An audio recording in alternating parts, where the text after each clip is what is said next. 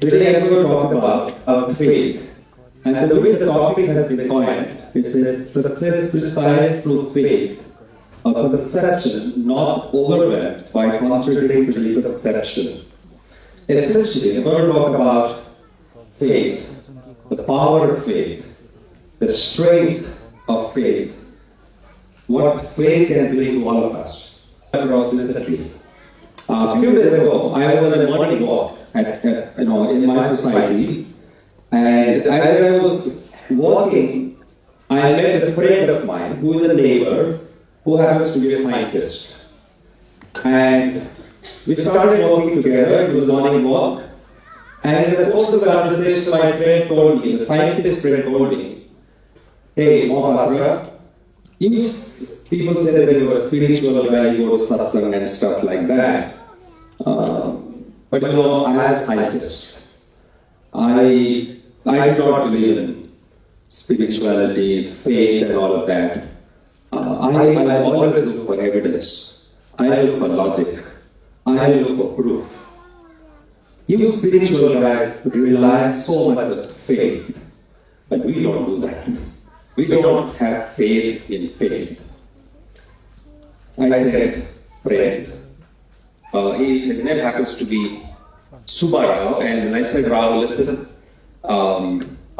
maybe you are right, but hey, can you recall the very first time when you started your schooling in the pre-nursery, right?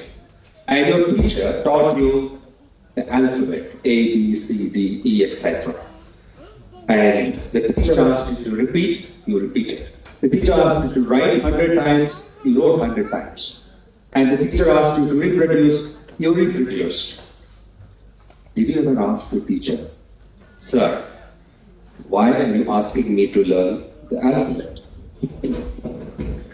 Did you ever ask your teacher, why are you teaching alphabet? What is the purpose? What is the objective? What is the utility? How is this going to benefit you? Did you ever tell the teacher, hey, unless you explain to me why learning alphabet is going to help me, until then I'm not going to learn alphabet? He said, I was so small, I never did that. I had a lot of faith in the teacher. I said, wow, you had faith in the teacher. And what happened after you grew up? What happened to that faith? How and why did you lose your faith? You know, the teacher taught you the alphabet, forced you to learn alphabet, you learned it, and a few months later the teacher told you that if you take 3 letters from this alphabet, C, A, and T, it becomes cat, which is the meaning of an animal. If you take 3 letters, B, O, and X, it is bot, which denotes an object, an article. So you understood why the teacher asked you to learn alphabet when you started your schooling. And you learn how to use words to frame sentences, how to make paragraphs, how to communicate, exchange ideas, share your thoughts, and so on. But Rao, had you not had faith in your teacher that day, had you refused to learn the alphabet, would you have ever become what you have become today? He said, oh yeah, you have a point. Had I not learned alphabet then, I would have never become a scientist. Because if had I not learned language, I would have never progressed in my life. He said, you probably what you're saying, that's the point in what you're saying. And that's the truth. Whether you're a scientist or a common man, everybody in this world has faith. Each one of us has faith. When we get into an aircraft to fly and go somewhere, we have the faith that the plane will take off, fly, and land. We have the faith. When we take a medicine, we have the faith that it will cure the disease that we have. If we had not had faith, we would have never reached the moon. We would have reached the moon because we had the faith that one day we would be able to reach the moon. So faith is fundamental to our existence. So it doesn't matter whether it's a common man or a scientist, everybody has faith. What happens when you have faith? When you have faith, something very interesting happens. Let me share with you another story. There were a lot of people flying in an aircraft. And suddenly there was turbulence mid-air. And you know what happened? Everybody was worried. Everybody started praying. Hanuman, Lord Ram, Jesus Christ, Allah, save us. Everybody started praying. There was one little girl, about 12 or 13-year-old girl. She was unaffected by what was going on. The aeroplane was actually shaking. It was bouncing up and down. Everybody was scared. But the little girl, who was about 12, 13 years old, was absolutely unaffected by what was happening around her. After some time, the turbulence slowed down and everything became normal. The passenger who was sitting next to that little girl looked at her and asked, "Hey, everybody was scared. Everybody was scared when there was turbulence, but it appeared that you were okay, you were normal, you were not even worried at all." She said, "Yeah, I was not worried." You know why? Because the pilot who is flying their aircraft is my father. I have immense faith in my father. I believe that no matter what the situation is, he can fly the aircraft safely. I have immense faith in the capability of my father. This is the power of faith. When we have faith, this brings us courage. This brings us confidence that we can face the world. And when we have faith, because it gives us the confidence, it sets everything in motion. Because if you don't have the faith that we could fly, we could get cured, our diseases can be cured, we will never go to a doctor. We will never board an aircraft. But because we have faith, it sets everything in motion. Faith sets everything in motion. Sri Sri Chandra says, "Work follows faith. As the faith, so the work." So if you believe that we can fly, we can fly. If you believe by going to this doctor, by following certain lifestyle, my disease will be cured, then I will get into that action and make sure that my disease is cured. So as is the faith, so is the work. If I believe it is not possible, I will never go to a doctor. Or if I believe that I should go to some tantric and then try some mantras or whatever, exactly the same work will follow my belief. Tolstoy has said something very interesting. He says, faith is the power of life. If there is no faith, there is no power in life, because if there is no faith, then there is no action, there is no activity, there is no movement, there is no traction. It is the faith which moves our life. It is the faith which takes us forward. So faith is absolutely important in our life. Sri Chandra says, the less the faith, the more undeveloped and blunt the intellect. You may be a learned man, but if lacking in faith, surely you are no better than a gramophone record or an ox carrying a load of words. See how profound this statement is. He is saying, if you don't have faith, you don't have intelligence. Your intelligence is dented. And if you do not have faith, you do not have vision. If you do not have faith, you do not have activity. You become lazy, you become sluggish, you become inactive. And if there is no vision, how are you going to see the world? How are you going to have any realization?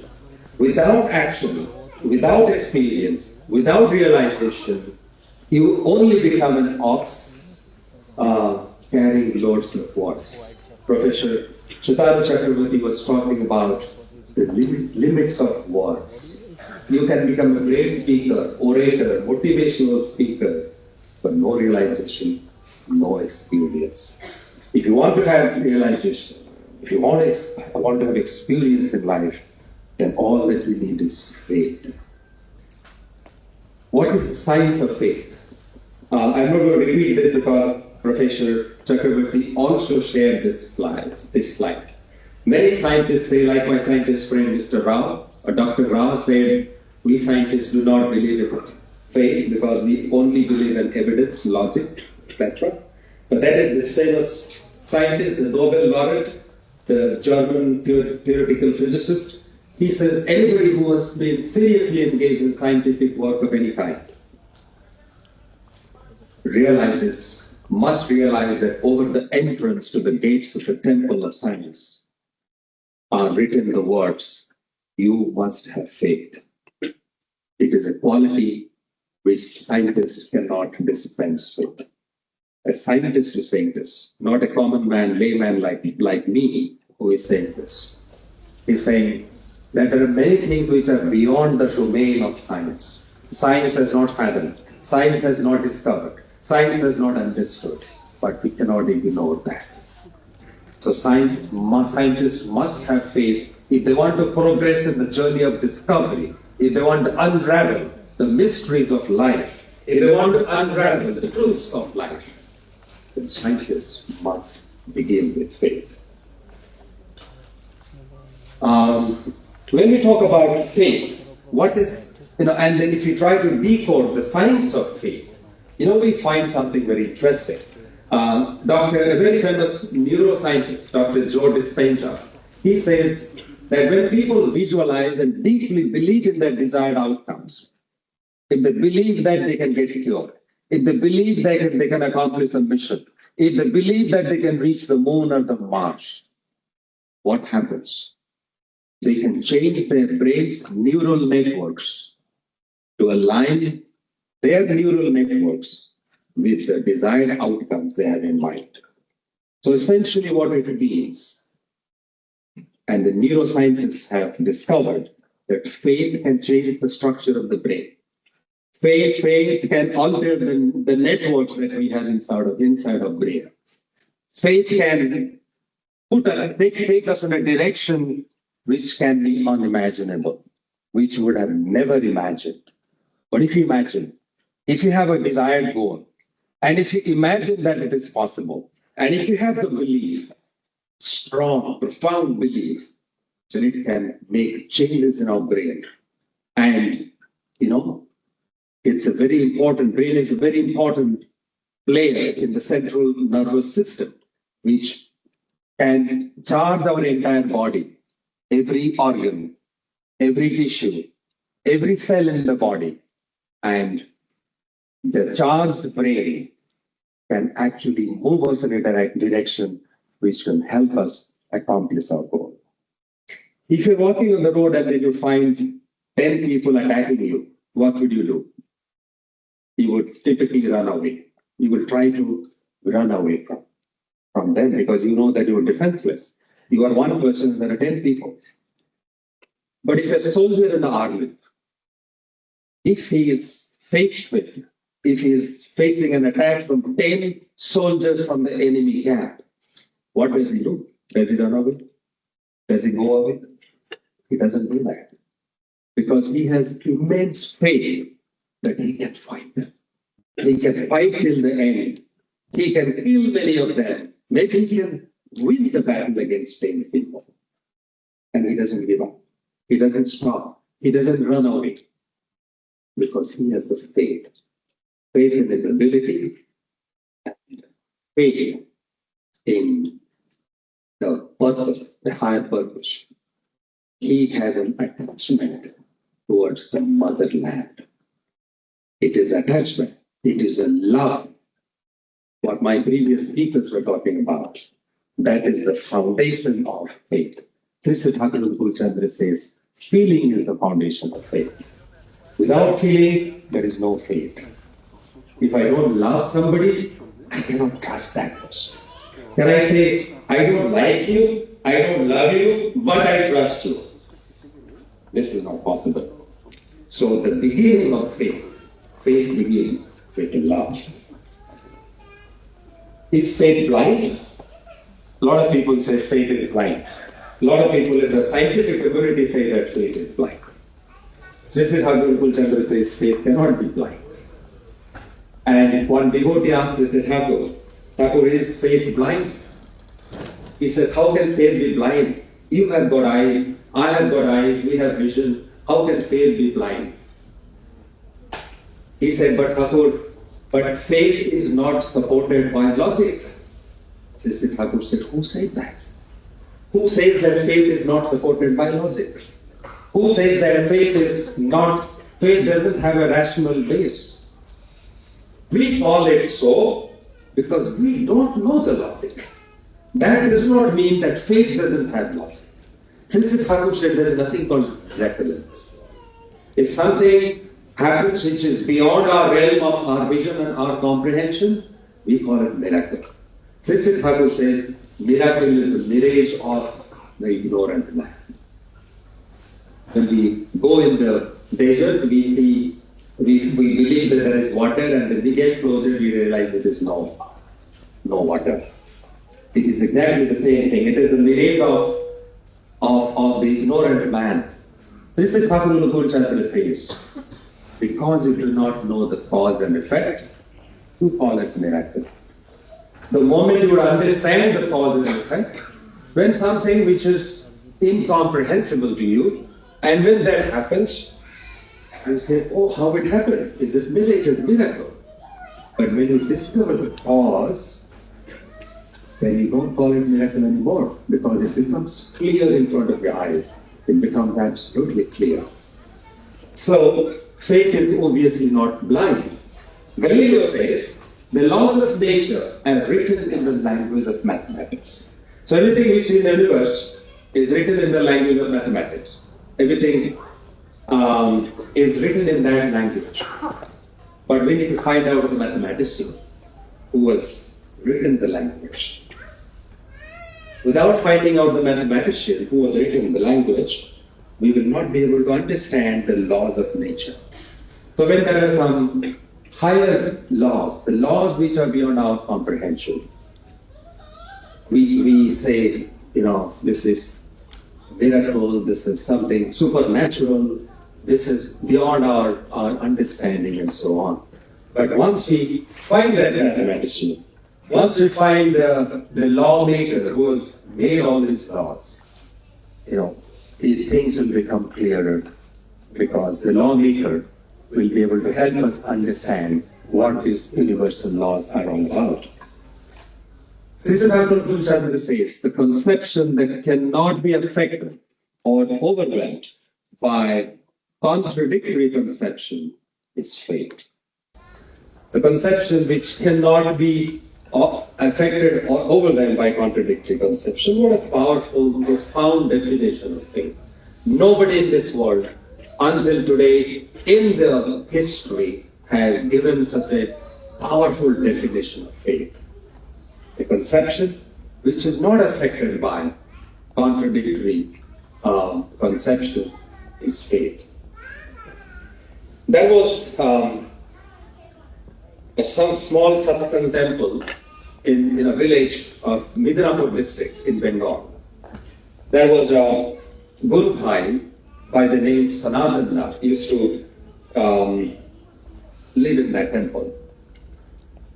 One day there was a cyclone forecast. Very recently we had the cyclone Dana. There was a similar cyclone, very, very dangerous cyclone. Scientists and everybody predicted, forecasted, there's a very severe cyclone which is going to hit this Midnapur district. And the entire place will be inundated.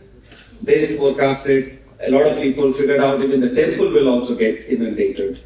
Cyclone will probably uproot many trees and so on. The government evacuated people. All people in that village vacated the village. Sanatana refused to move. He said, I'm not going to go anywhere. His son, his wife, his brother, everybody told him, Are Sanatana, please, we have to save our life. He said, no, I cannot go. If Thakur's temple is going to get inundated, who is going to take care of Thakur? I must stay back and I must look after Thakur. And everybody else was helpless then because they didn't know what to do. Sanatana refused to budge. And everybody vacated. Sanatana was the only person who was left in the village in the temple. On the exact day and the time, cyclone started coming towards, approaching the district and the village. Believe it or not, about 5 kilometers before the village, the cyclone turned its course and moved in a different direction. People came back after the cyclone. They thought they would probably find the dead body of Sanatana. They came to the temple. They found Sanatana was sitting there, smiling and having a good time. For the non-believer, this might sound like a story. But for the believer, it is possible. Because he had a conviction. His conviction was not affected by any other conviction. And his conception was, my Thakur is my supreme ideal. He is everything to me. I must protect him. I must stay back and look after my Thakur. I'm not going to go anywhere. This is the power of faith. So, is faith blind? No, it is not blind. It is backed by logic and reasoning. What can faith do? Faith can move mountains. Sri Thakur Gokul Chandra says, deep faith can do anything. And each one of us, whether you are a scientist, a spiritual person, or whichever walk of life you belong to, I'm sure each one of you would have some experience in life about the power of faith. The more deeper and profound our faith is, the more powerful outcomes that we can achieve in our life. If our faith is shaky, our outcome would also be like that. So, what we actually need is not blind faith, but what we actually need is childlike faith. Lord Ramakrishna Paramahansa says a very interesting story about a milk woman. There is a preacher who used to preach about Lord Krishna every day. The milk woman used to bring milk, and every day she was getting delayed. The preacher was unhappy. One day, the milk woman was she had brought milk, and then she was, at that time, the preacher was preaching, and the preacher, I know the paper is coming, you don't have to bring it. I know that the warning has come. And try to wrap it up. So she could listen to what the preacher was saying. The preacher said, if you have faith, if you have profound faith, deep faith, you can also walk on the river. You can walk on the water barefoot. You don't need a boat. One day, the next day morning, the milkwoman was there at the preacher's house very, very early. The preacher was very surprised because every day she was getting late because the boatman was always late in bringing her from the other side to this side. The preacher asked, hey, what happened today? How could you be here so early? She said, Sadhuji, I followed your instructions. You said if you have deep faith, I can walk on water. I exactly did the same thing today.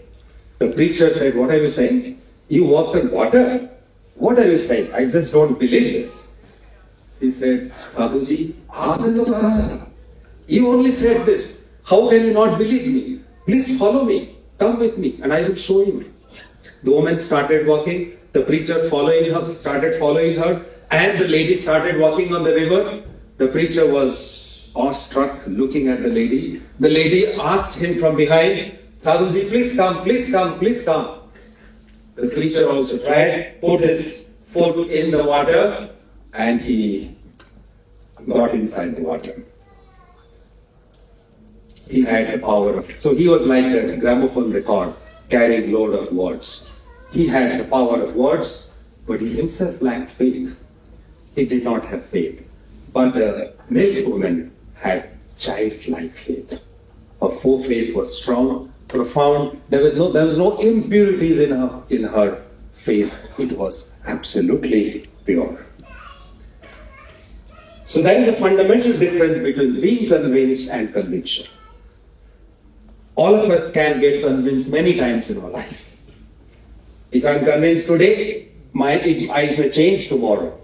But if I have conviction, like Sanatana, it's not going to change ever. So faith is all about conviction. It's not about being convinced. You get convinced in an argument. Faith is beyond argument. Faith is beyond argument. Faith is about experience. Faith is about love. Faith is about attachment. Where should we put our faith? We should put our faith in somebody who can infuse faith within us. I was talking about the traveler who travels in the desert and they don't find water.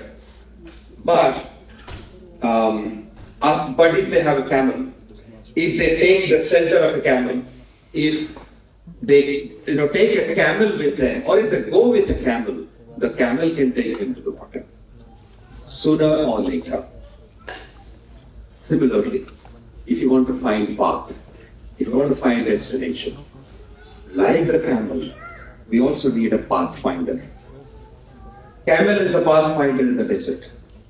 In our life, the pathfinder is the guide, is the living idea, is the master, is the guru in our life. Without him, there is no realization. There is no realization of our purpose, of our goal, of our objective. The object of faith is the true guide or living ideal. And we need to have faith in the living ideal, the human being who is the embodiment of Godhood. Because we human beings cannot comprehend the infinite God. We need a finite God. We need a God in human form, a guru or a living ideal, Sadguru, in whom we must trust so that he can help us find the path. Sri Thakur describes this in his book Chalak Sati. He says, he in whom you have placed everything of your whole life for as long as you live, whom you know as the bearer of your life, expansion and growth, who is absolute knowledge as known, only that or he is the place for your wholehearted faith. So he is the person who is the upholder of your existence. He is responsible for your existence and expansion. He is the source of knowledge for you. He is the absolute knowledge as known. Only he is your place of faith, your place of wholehearted faith. If our object of faith is awakened in you would become active, agile, inquisitive, responsible, alert and tactful. In a word, all faculties would bloom and glow in you. So if you have such a living master, a guru in our life, if he is awakened within us, then intelligence will sprout within us. Knowledge will sprout. Activity will sprout. Love and compassion will flourish, will blossom within us. We will become responsible, tactful, and when you have the living ideal, in a word, all faculties will bloom within us. Most successful people in the world have living ideals in their life. Professor Dalai was giving examples of Hanuman, giving examples of Vivekananda, and many other examples. And now moving to the last part of my presentation, in the interest of time, people ask this question. We understand faith is important, faith is great, but how do we develop faith? What is the way? What is the technique? What is the means? This is Thakur said love. And we talk about it. Without love, there is no faith.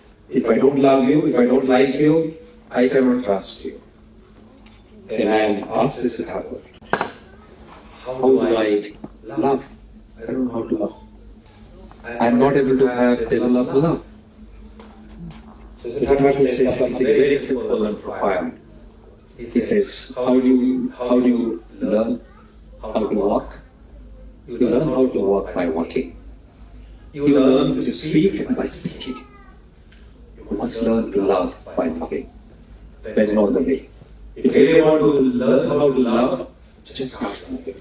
Like if you want to learn how to swim, just plunge into the water. There is no other way you can learn how to read, learn how to swim by reading a book, by talking to somebody. You just need to take a plunge inside the water. Of course, with the help of a coach or a mentor.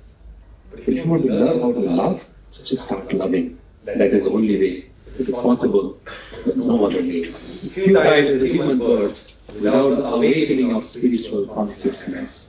What is the purpose of life? What is the meaning of life? This whole life, no matter whatever we achieve, whatever titles, position, wealth, money that we accumulate, there is no consciousness. If the consciousness is not awakened, if you don't progress towards eternal objective of life, if you don't move in that direction, if you don't awaken consciousness within us, what is the value of the human life? The human life is nothing but futile. With this, I will adjourn. Thank you very much. Time for questions. Thank you, Mohammed sir, and we are extremely sorry that we need to disturb you between the talk due to time constraint. So it was very nice to hear from you your living examples. They were giving us goosebumps actually. So anybody from the audience have any queries? Yes.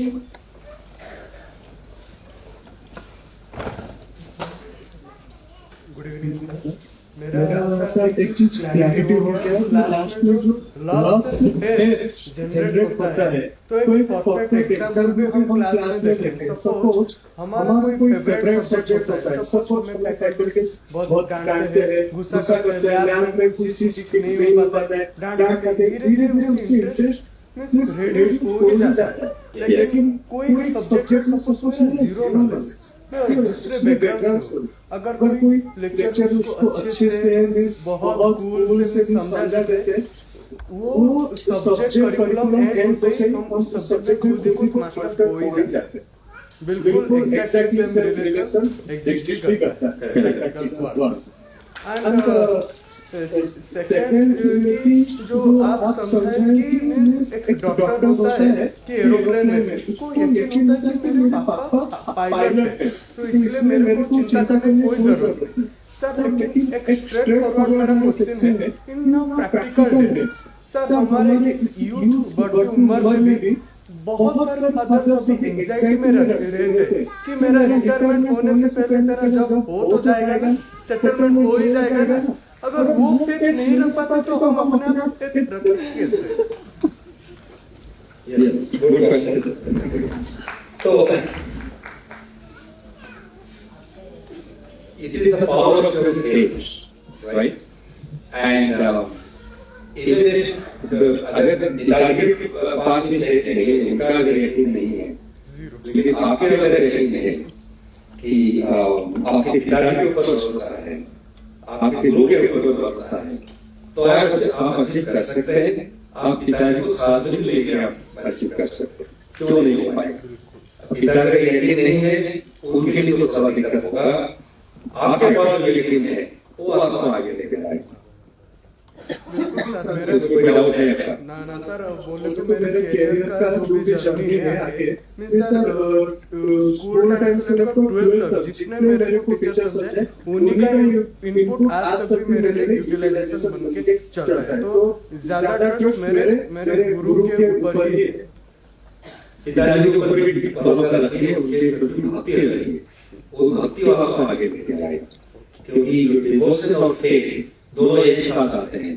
Siddharth Thakur कहते हैं twin brothers, faith and devotion are twin brothers.